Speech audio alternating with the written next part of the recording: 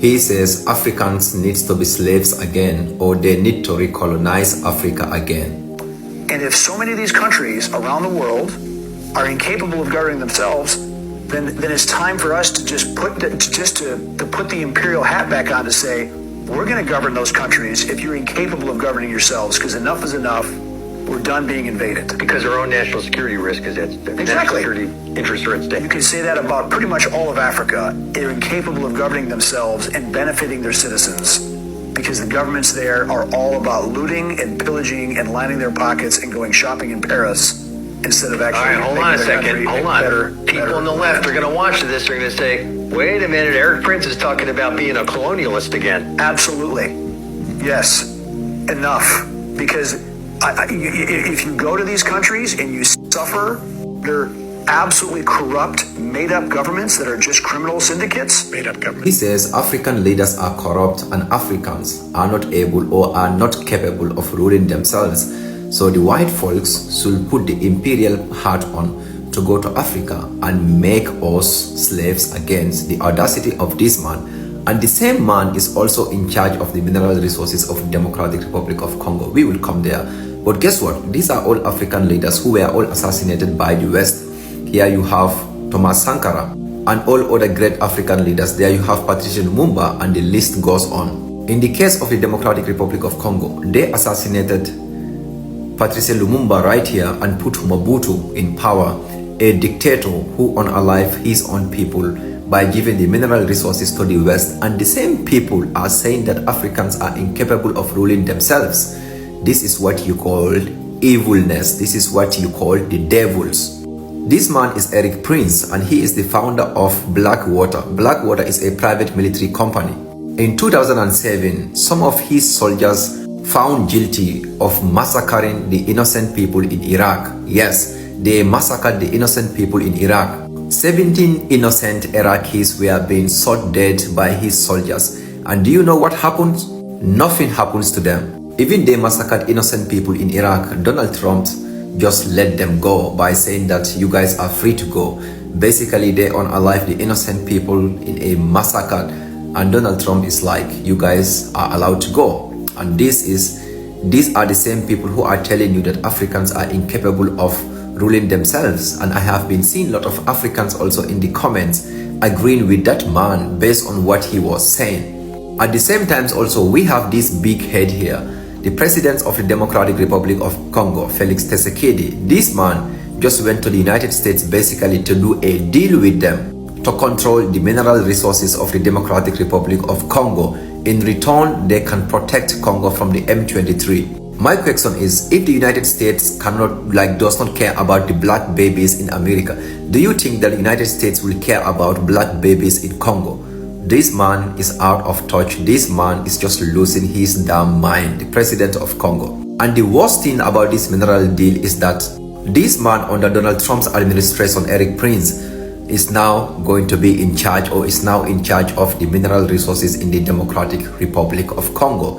The man who says that Africans should be made slave again, which means that white people should put imperial hat on to make us slaves again. Felix Tshisekedi thinks that United States is going to protect him from the M23. The same United States is giving weapons to the M23. The same United States is causing the chaos in Congo so they can get the free minerals.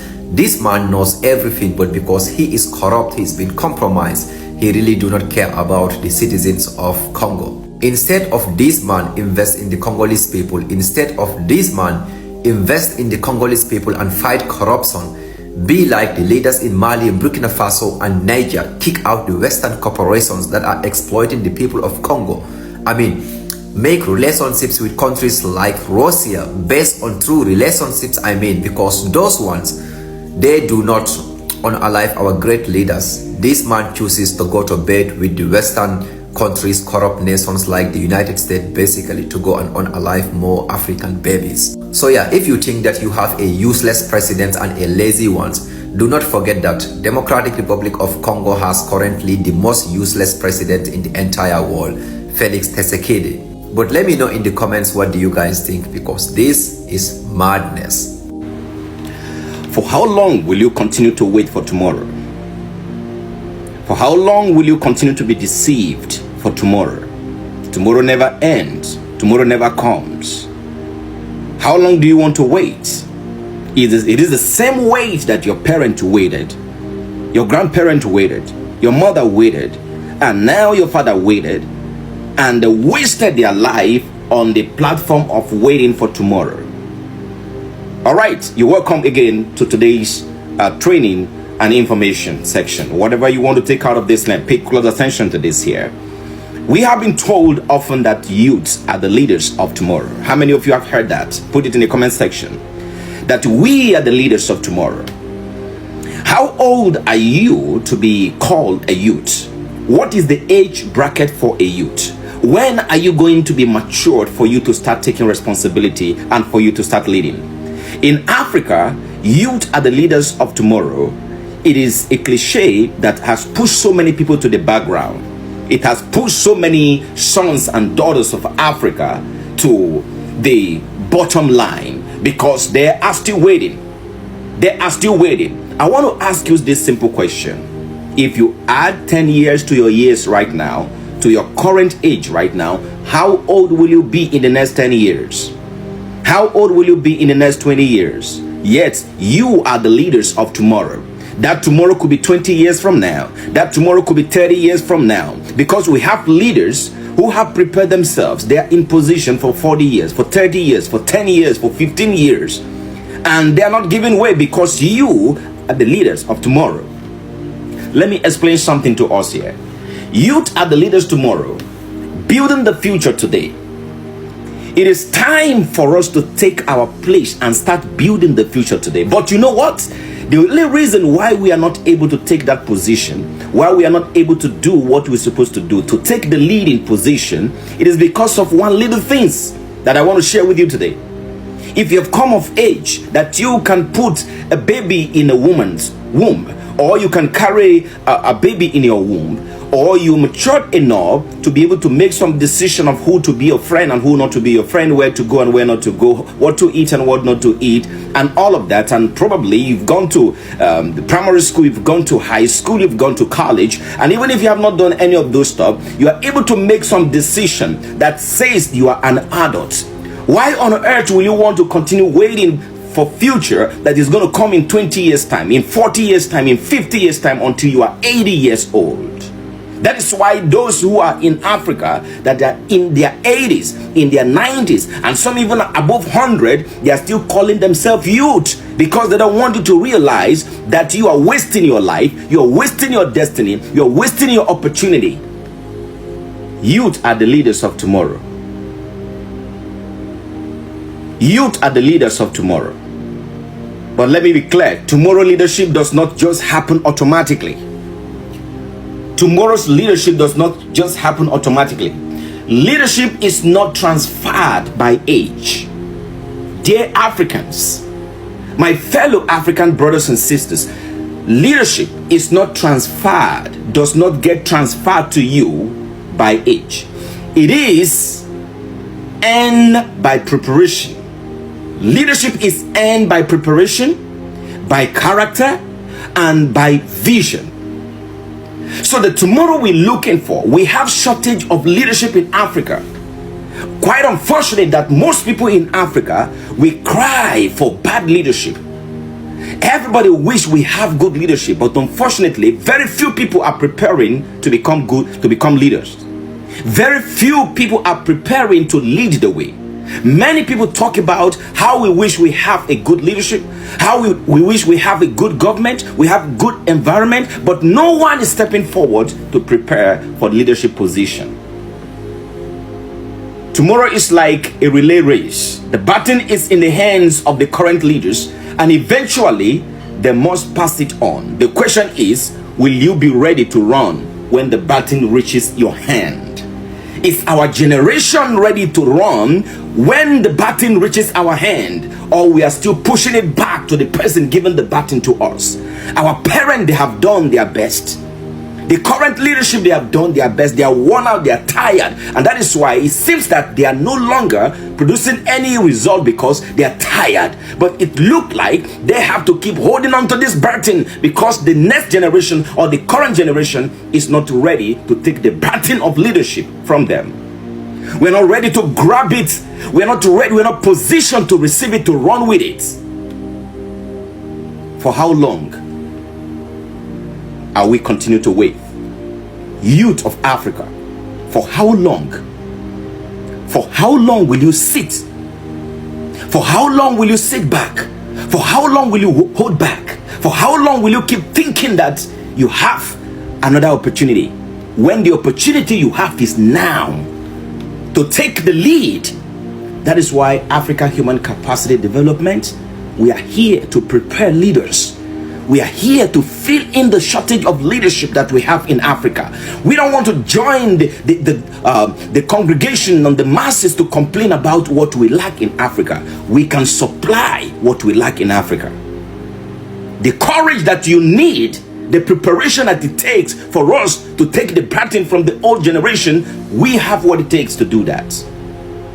Are you ready to lead? Are you ready to live? Are you ready to lead? Or you going to continue to wait forever? Continue to complain forever? Continue to live a reactional life forever? Lack of preparation is one of the reasons why we react as Africans. We react. Our mood is reaction. We go into that reaction mode. We try to react. We are on the street. We want to react because we don't get what we want. If you don't prepare for what you want, you're never going to get it. What do we want, Africa? Where do we want to go? What kind of environment do we want to prepare? I'm looking for mad Africans, those who are motivated, those who are activated, and those who are determined to serve Africa. They deactivated your father, they deactivated your mother, they deactivated your great-grandparents, they deactivated your community. Are you ready to be activated? Are you mad enough to say it is our season, it is our time? I'm not too young to lead. I'm not too young to be president. I'm not too young to be a governor. I'm not too young to be a district leader. I'm not too young to be a community leader. I'm not too young to be anything. It is time for you to wake up. It is time for you to wake up. Are you ready to go through the preparation necessary, the training necessary for you to emerge as a good leader that Africa deserves?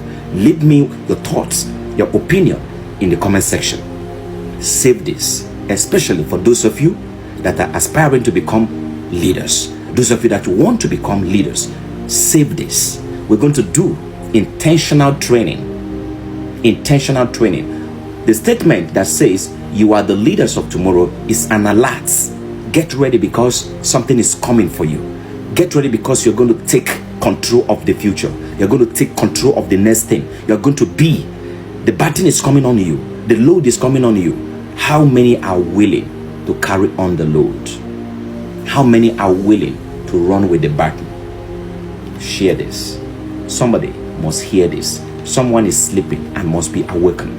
Someone is sleeping and must be awakened. It is time, Africa, to rise and be all that we are created to be. God bless Africa. If you're not yet a subscriber, subscribe. If you're not yet a follower, hit that follow button. If you're not yet, leave your comment here. Leave your comment. Share this and share this and share this. Let's make this African thing. We're ready to take Africa to the next dimension. I believe in you. We are coming. God bless you. They are planning to remove President Mahama by all means. This is not plane crash. This is coup crash. Unsuccessful coup crash. I want you to accept the truth. That is the fact. My advice to the president of this great country, Ghana. Sir, President Mahama, please, sir, make sure you do anything possible to secure your life, because your life is at risk. There are people who are after your life.